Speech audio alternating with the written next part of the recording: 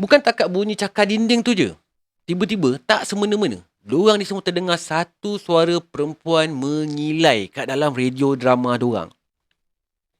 Suara mengilai tu bukanlah kuat sangat. Tapi bunyinya macam jauh-jauh gitu. Tapi mendayu-dayu.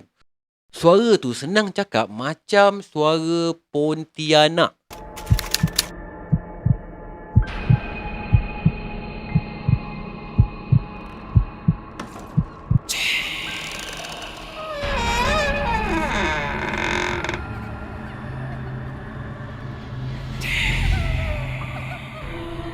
اللهم صل على سيدنا محمد وآله وصحبه وسلم.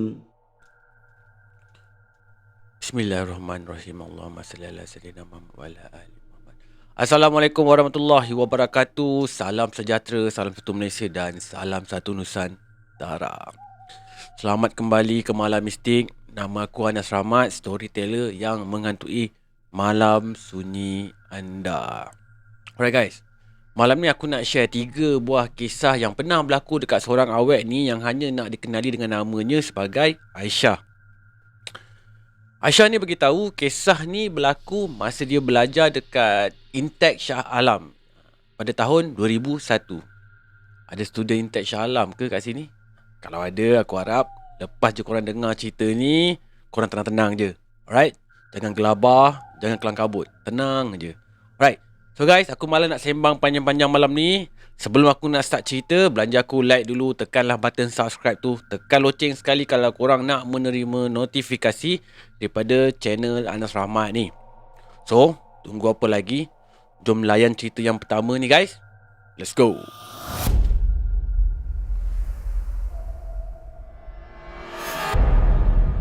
Kisah ni berlaku masa Aisyah ni masih lagi semester 1 dekat sebuah kolej ni yang terletak dekat Shah Alam pada tahun 2001. Aisyah ni adalah penuntut UiTM Shah Alam Seksyen 17 ataupun biasanya kalau budak-budak UiTM ni kata Intek Shah Alam. Dia ambil kos asasi TESOL. Sebenarnya, sebelum dapat tawaran untuk sambung belajar dekat situ, dia dapat panggilan juga untuk ke UIA dalam bidang undang-undang. Tapi memandangkan ayahnya Aisyah ni, dia harap sangat kalau anak-anaknya tu boleh sambung legasi dia sebagai cikgu bahasa Inggeris. So Aisyah ni, dia pun ambil keputusan untuk sambung belajar dekat Intek tu. Back to the story. Nak dijadikan cerita, kisah ni masa Aisyah ni first semester lagi. Masa ni Aisyah ni dia ditempatkan dekat Kolej Asrama Akasia, Seksyen 18 Shah Alam. First week minggu orientasi tu, kakak-kakak senior dia ni ada jugalah share pasal cerita-cerita angker dekat kawasan kolej tu.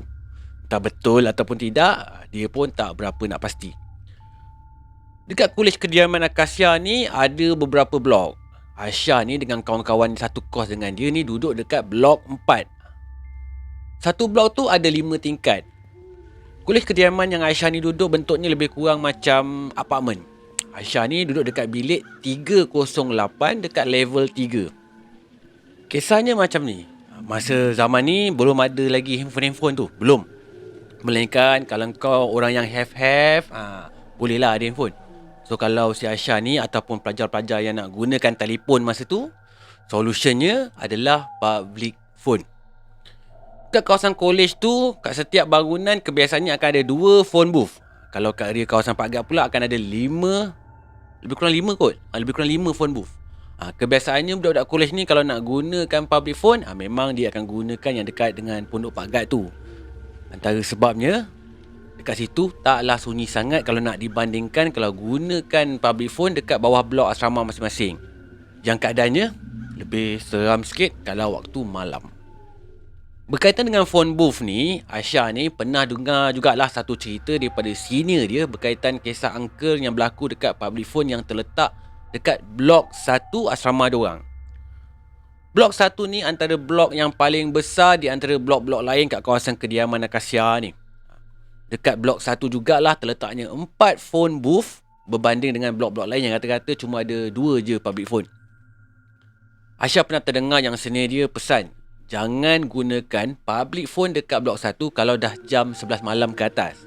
Dia cakap dekat kawasan situ ada keras sikit. Kalau pergi atau gunakan telefon dekat situ lepas pukul 11, kalau nasib tak baik, akan bertemu dengan satu penampakan perempuan. Perempuan tu bukan perempuan yang biasa-biasa je. Biasanya penampakan perempuan tu akan bergayut dekat public phone sebelah orang yang gunakan public phone dekat situ. Lepas tu dia akan buat-buat tanya. Awak buat apa kat sini? Nama awak siapa?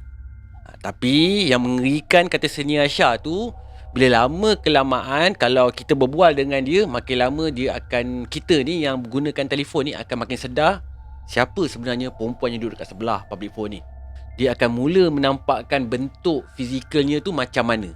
Fizikalnya berbentuk, korang dengarlah Aisyah ni cerita sendiri. Fizikal dia Anas, daripada kepala sampailah ke bahagian orang kata apa hip tu kan, peha, bahagian peha. Daripada bahagian kaki ke bawah tak ada. Tak tahu ke mana pergi kaki dia kan. So si Aisyah dengan geng-geng dia yang berani-berani takut ni, memang 100% percayalah dengan apa yang sini dia cakapkan tu. So diorang ni semua memang takkan pergilah gunakan public phone dekat blok 1 tu kalau dah lebih pukul 11 malam kan. Tapi dalam ramai-ramai kawan si Aisyah ni, adalah seorang kawan dia ni, nama dia Junaidah. Dia ni memang berani sikit. Dia memang jenis tak percaya pun dengan benda-benda Allah macam ni. Dia kata bida'ah je tu semua. Nak jadikan cerita, satu malam tu, masa tu malam minggu, esoknya cuti, tak ada kuliah. Junaidah ni dia nak gunakan public phone, nak bergayut dengan member kampung dia. Lepas tengok public phone dekat bawah blok dia tu full house, dia pun tujulah ke public phone dekat area Park Guard tu. Tapi sampai-sampai je dekat situ, semua public phone pun dah penuh. Tak ada satu pun yang kosong. So memandangkan kat situ pun dah penuh, dia pun pergilah cari public phone yang tak ada orang nak pakai, yang masih lagi available. Aisyah ni dia duduk dekat blok 4 juga. Blok 4 ni pula kedudukannya menghadap betul-betul ke blok 1. Maknanya kalau Aisyah ni dia melepak dekat tangga blok 4, dia memang boleh nampak terus ke arah blok 1. Masa si Aisyah ni tengah melepak-lepak dengan geng-geng dia dekat tangga, tiba-tiba diorang ni pun nampaklah si Junaidah ni menyeberang daripada blok diorang tu menuju ke blok 1.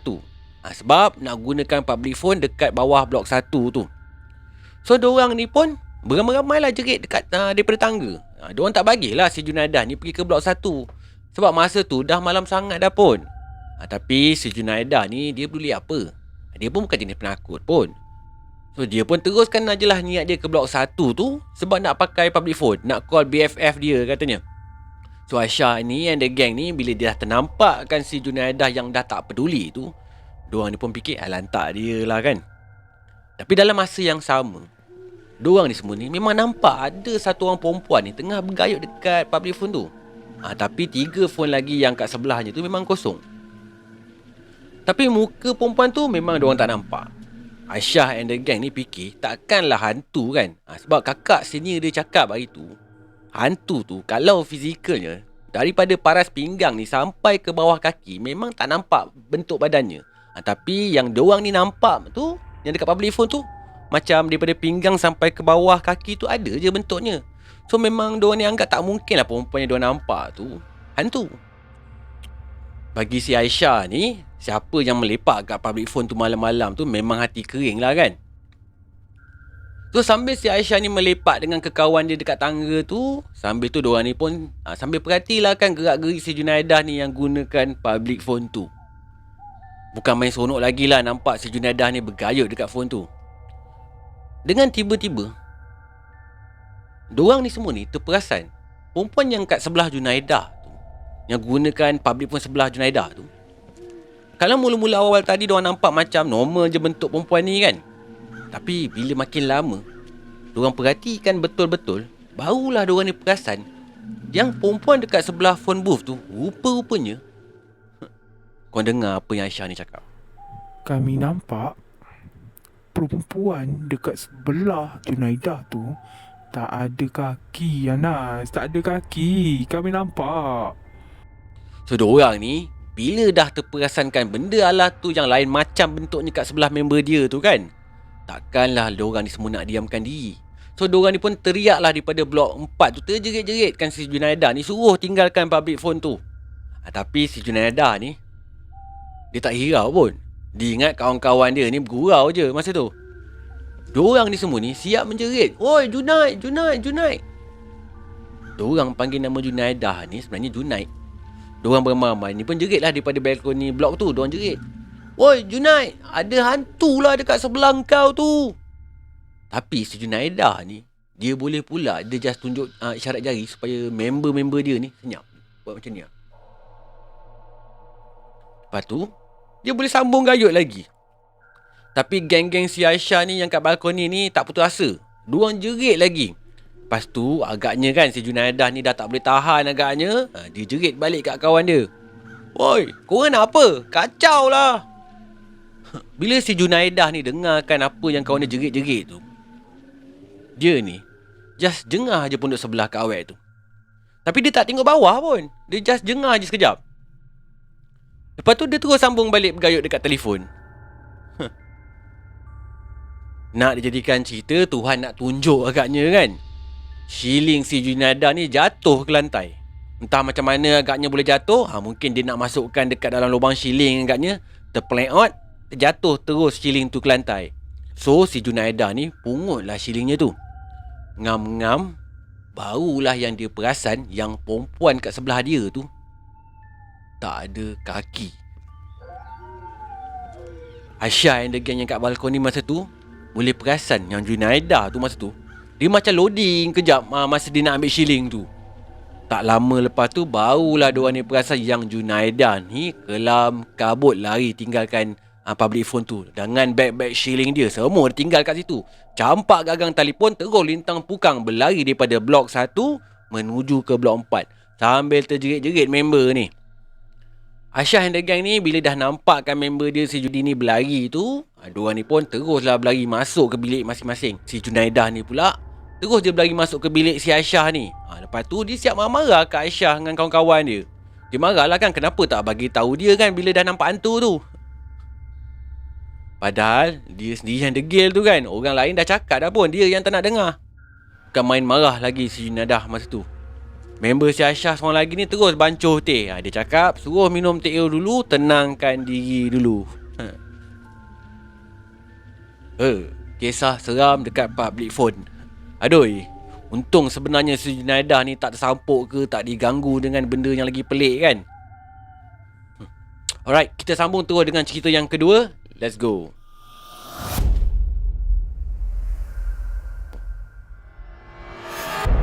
Kalau cerita yang first tadi aku cerita masa awal-awal semester Aisyah ni dekat universiti kan. Okay, kisah yang ni pula masa Aisyah ni dah lebih kurang minggu ke-8 dekat universiti tu. Nak dijadikan cerita, masa tu cuti hujung minggu, cuti Sabtu Ahad. Aisyah ni dapat berita yang pakciknya nazak dekat kampung. Kampungnya tu terletak dekat Kelantan. So hari tu, seorang lagi pakcik Aisyah ni yang duduk dekat KL bergegaslah ambil si Aisyah ni kat universiti hari tu juga untuk dibawa balik ke Kelantan. Sorry guys. Bilik asrama Aisyah ni ada 6 orang yang duduk sekali dalam satu bilik. So, masa sebelum nak gerak balik ke kampung tu, Aisyah ni sempatlah bagi tahu dekat 3 orang member sebilik dia yang dia nak gerak balik ke Kelantan melawat pakcik dia yang tengah nazak tu. Cuma yang 2 orang lagi ni yang sebilik dengan Aisyah ni tak sempat dia nak bagi tahu. Sebab lagi 2 orang ni memang jarang pot dekat bilik tu. Suka lepak kat bilik pot kawan-kawan dia yang lain. Biasanya kalau 2 orang ni balik pun 2-3 pagi barulah diorang masuk ke bilik. Nak jadikan cerita, Aisyah ni sampai-sampai je dekat Kelantan, pakciknya tu yang nazak pada mulanya tu akhirnya meninggal dunia.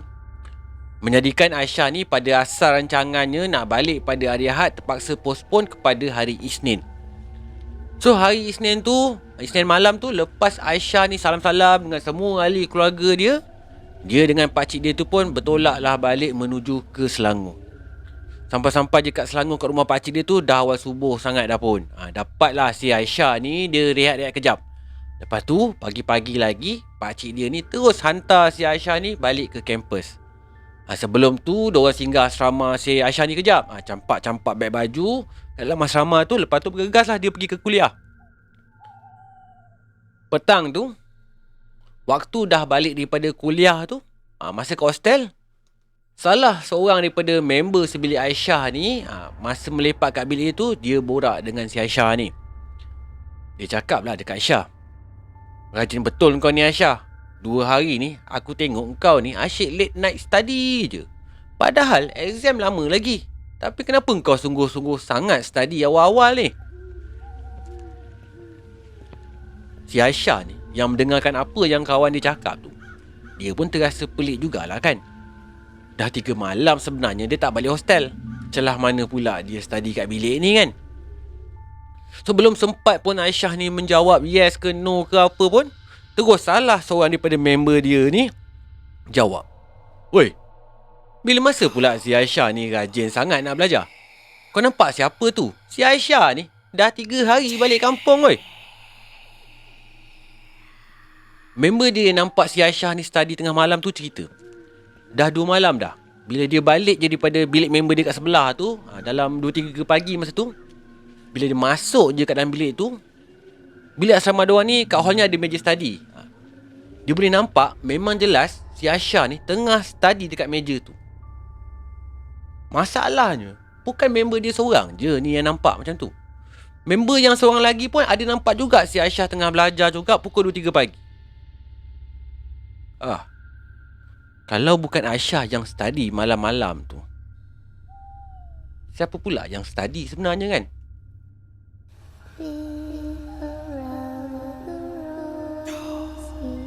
Lain macam. Kita sambung tu dengan cerita yang nombor 3 ni. Let's go.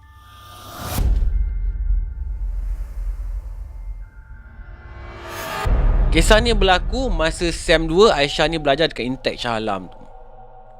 Satu hari tu, Aisyah ni dia dapat assignment. Kalau ikutkan, memang best assignment ni. Assignment ni dia kena buat radio drama. Radio drama ni macam drama jugalah, tapi dalam bentuk suara je. Kalau dulu radio drama ni memang popular. Korang selalulah boleh dengar pagi-pagi ke malam-malam ke kat dalam radio station. Kalau sekarang ni aku tak tahulah ada lagi ke tidak. Alright, back to the story. Assignment ni, si Aisyah ni dia kena buat dalam kumpulan. Ada 5 orang dalam satu kumpulan dia masa tu. So lepas-lepas dah ada kumpulan tu, diorang pun sama-sama lah pilih tajuk, cari skrip, cari background, sound effect. Lepas tu berlatih drama. Dan perakhirannya, bila preparation tu semua pun dah siap, diorang ni semua barulah boleh buat recording. Sebelum nak buat recording kat studio tu, memang diorang ni kena buat appointment dulu. Sebab bukan ada banyak studio pun kat situ. Tapi yang nak buat assignment yang sama pun bukan diorang je, ada ramai lagi. So kena berebut studio lah kan. Sebab tu lah kena buat appointment. Zaman ni memang leceh sikit. Kalau nak rekod semua, memang kena cari yang betul-betul pakar. Bukan macam sekarang ni, korang boleh rakam semua pakai phone je. Cuma berbekalkan mic Shopee tu je kan. So back to the story. Memandangkan diorang ni punya kelas memang padat pada waktu siang, 8 pagi hingga 5 petang setiap hari. So waktu yang available untuk diorang ni buat recording hanyalah pada waktu malam je. So diorang ni pun set lah time untuk buat recording selepas isyak dekat satu studio recording ni yang terletak dekat section 17 Shah Alam. Hari tu lepas je waktu maghrib, teruslah si Aisyah ni dengan kawan-kawan satu kumpulan assignment dengan dia tu naik bas daripada kampus Shah Alam terus menuju ke studio tu yang terletak tak berapa jauh pun daripada kampus tu. Perjalanannya lebih kurang berapa minit je. Sampai-sampai dekat studio tu lebih kurang 8.15 malam dah. Setting kejap, teruslah diorang ni buat recording radio drama tu. Semuanya berjalan lancar je masa tu. Lepas je start recording tu, diorang ni pun semua dengar lah balik rakaman yang diorang buat tadi. Sebelum diorang ni nak hantar lah hasil kerjanya dekat lecturer diorang tu. Dengar-dengar rakaman tu, semuanya nampak elok je. Memang puas hati lah hasilnya. Sama macam apa yang diorang ni semua ni rancangkan. So, bila semua pun dah puas hati dengan hasil kerja diorang tu, esoknya, diorang ni pun hantarlah hasil kerja radio drama tu dekat pensyarah diorang ni untuk assessment. Terasa lega jugalah hati diorang ni mula-mula bila diorang fikir assignment radio drama diorang ni semua dah settle. Seminggu lepas tu, diorang ni satu kumpulan kena panggil dengan pensyarah diorang. Dah kenapa pula dengan tiba-tiba diorang ni kena panggil kan? So, diorang berlima ni pun bergegas lah pergi jumpa pensyarah diorang tu. Masuk je ke bilik pensyarah tu mengamuk dengan diorang berlima ni. Pensyarah tu cakap, kenapa hantar kaset kosong ni? Zaman ni pakai kaset guys, bukan CD, bukan pendrive. Aku lupa nak mention tadi, pakai kaset. So bisinglah pensyarah tu. Pensyarah tu fikirkan yang Aisyah dengan geng-geng dia ni semua ni main-main agaknya. So si Aisyah ni cakap lah, tak mungkin lah pun kaset tu kosong. Dia sendiri dengar radio drama tu lepas daripada recording tu. Bukan takat Aisyah je yang dengar, tapi semua ahli kumpulan dia pun dengar sama. Memang dalam kaset tu ada radio drama tu. So masa ni diorang ni ingat mungkin masalah teknikal agaknya. Mungkin lah kan. Memang tak terfikir langsung pun ada benda-benda pelik yang berlaku. So pensyarah dia ni pun bagilah peluang kedua pada Aisyah and the gang ni untuk buat semula recording tu sekali lagi. So datanglah sekali lagi diorang ni dekat studio rakaman tu. Kali ni diorang tak buat appointment pun. Diorang terus datang je. Sampai-sampai je dekat studio tu, abang yang buat recording tu terasa pelik bila nampak kan muka si Aisyah and the gang ni. Yang lagi buatkan abang tu terasa pelik bila dapat tahu kaset yang diorang buat recording sebelumnya tu dalamnya kosong, tak diisi. So nak tak nak, kenalah buat sekali lagi. Tapi kali ni sebelum nak buat recording tu, abang yang jaga studio tu, dia pesan, korang ni sebelum buat recording ni, bacalah bismillah dulu ke, doalah apa-apa yang patut, minta dimudahkan kerja kita ni hari ni. Aisyah bila dengarkan abang studio tu cakap macam tu, dia terasa macam curious, macam semacam je perasaan tu. Pelik pun je juga. Apa maksud abang studio ni kan? Dia tahu something ke? Fikir Aisyah ni dalam hati dia. Tapi Aisyah ni just buat bodoh je. Memang langsung tak terlintas pun dekat fikiran dia masa tu pasal benda-benda lah mistik ni. So sekali lagi, lepas je diorang ni siap je buat recording tu, diorang ni pun dengarlah sekali lagi hasil rakaman tu. Memang tak ada masalah langsung pun. Memang seperti yang diorang rancangkan. Diorang ni pun memang puas hati lah dengan hasil kerja diorang tu. So diorang ni pun yakin yang kali ni kaset ni yang diorang nak hantar ni takkan kosong. So esoknya sekali lagi diorang submit kerja diorang ni dekat pensyarah tu, dengan harapan tak ada lagi lah masalah yang berlaku lepas tu. Sekali lagi, tak lama lepas tu pensyarah tu panggil lagi diorang berlima ni. Kali ni bukan sebab kaset yang diorang hantar tu kosong, tapi lain pula ceritanya kali ni. Sampai-sampai je kat bilik pensyarah tu terus buka kaset yang diorang submit tu. Pensyarah tu suruh diorang dengar sendiri radio drama diorang buat tu. 10 minit yang pertama, diorang dengar, semuanya nampak macam okey je. Bila kata masuk je minit yang ke-13, tiba-tiba diorang ni boleh dengar balik kat rakaman tu, macam ada bunyi benda mencakar dinding, macam scratch kat dinding studio tu. Bunyi tu bukan sekali je, tapi berkali-kali juga. Bukan takat bunyi cakar dinding tu je, tiba-tiba tak semena-mena diorang ni semua terdengar satu suara perempuan mengilai kat dalam radio drama diorang. Suara mengilai tu bukanlah kuat sangat, tapi bunyinya macam jauh-jauh gitu, tapi mendayu-dayu. Suara tu senang cakap macam suara Pontianak. Aduh, lemahnya aku dengar perkataan Pontianak ni. Masa ni si Aisyah ni dengan kawan-kawan dia ni memang terkejut gila. Bukan takat terkejut je, seram tu of course lah kan. Memanglah diorang ni rasa pelik, seriau. Padahal diorang ni dah berkali-kali dengar radio drama tu sebelum diorang submit kerja tu. Memang tak ada langsung pun bunyi-bunyi mendalah ni, apatah lagi dengan bunyi Pontianak ni. Tapi entah kenapa dengan tiba-tiba boleh ada pula bunyi macam-macam, datang daripada mana pun diorang ni pun tak tahu.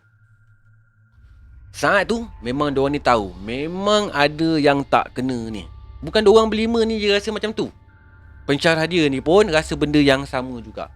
So sekali lagi lah kerja diorang tu kena reject. Lepas tu diorang berlima ni pun pergi ke studio tu balik untuk buat recording sekali lagi. Terkejut jugalah kan abang studio tu bila nampak sekali lagi si Aisyah and the gang ni datang. Yang lagi buat dia rasa terkejut bila nampak bukan Aisyah je yang datang. Bukan Aisyah dengan geng-geng dia je yang datang, tapi lecturernya pun datang sekali. Sebenarnya lecturernya tu nak ikut sebab dia nak datang teman je. Dia nak tengok, nak perhati sendiri keadaannya. So kali ni Sebelum nak start buat rakaman malam tu, abang studio tu siap-siap pasang alunan ngaji Al-Quran dekat dalam studio dia. Sebab dia dah tahu dah kenapa sampai 3 kali si Aisyah ni datang buat recording. So, kali ni kena lebih bersedia katanya. So, Alhamdulillah, lepas kali ni punya rakaman, barulah nampak elok. Abang yang jaga studio tu pun bagi tahu juga kat diorang. Sebenarnya, kejadian macam ni bukanlah kali pertama berlaku. Dia cakap, biasanya kalau pertama kali berlaku macam ni masa recording, bila ada masalah first masa recording, mesti sampai 3 kali buat recording, baru jadi rakamannya. Maksudnya, dah selalu kena lah ni. Memang ada hantu lah kat studio tu agaknya. Mungkin lah. Habis dah 3 story kisah seram yang berlaku dekat Intech Shah Alam. Apapun, aku nak bagi tahu kat korang ni, cerita ni adalah kisah lama. Korang janganlah terbawa-bawa dengan cerita ni. Janganlah jadikan cerita ni sebagai satu punca korang takut nak pergi study dekat sini kalau dapat tawaran belajar kat sini. Sebenarnya tak ada apa-apa pun. Perasaan je tu. Sebab bagi aku, kalau nak cakap pasal hantu ni, dekat mana-mana pun ada hantu. Tak semestinya dekat dalam universiti je. Tak semestinya dalam kolej je. Tak semestinya kat dalam hutan je yang ada hantu. Even kat dalam rumah kita ni pun kemungkinan besar je ada hantu. Cuma kita nampak atau tak je kewujudan diorang ni semua ni. So guys, tabahkanlah hati, kuatkanlah semangat. Ingat, korang datang ke universiti tu nak berjaya. So jangan jadikan benda-benda seram ni sebagai alasan korang takut nak ke universiti. Right? Panjang pula aku membebel. Okay lah, sampai sini je Malam Mistik kali ni. Yang mana belum subscribe channel aku tu, belanjalah aku subscribe channel Anas Rahmat ni. Tekanlah butang loceng tu kalau korang nak menerima notifikasi daripada channel Anas Rahmat ni di masa yang akan datang. So korang tak ketinggalan lah dengan cerita-cerita terbaru aku ni. Alright? Hingga kita berjumpa lagi di Malam Mistik yang akan datang. Korang jangan lupa take care yourself, take care your family too. Assalamualaikum warahmatullahi wabarakatuh. Salam sejahtera, salam satu Malaysia dan salam satu Nusantara. Goodbye. Malam Mistik.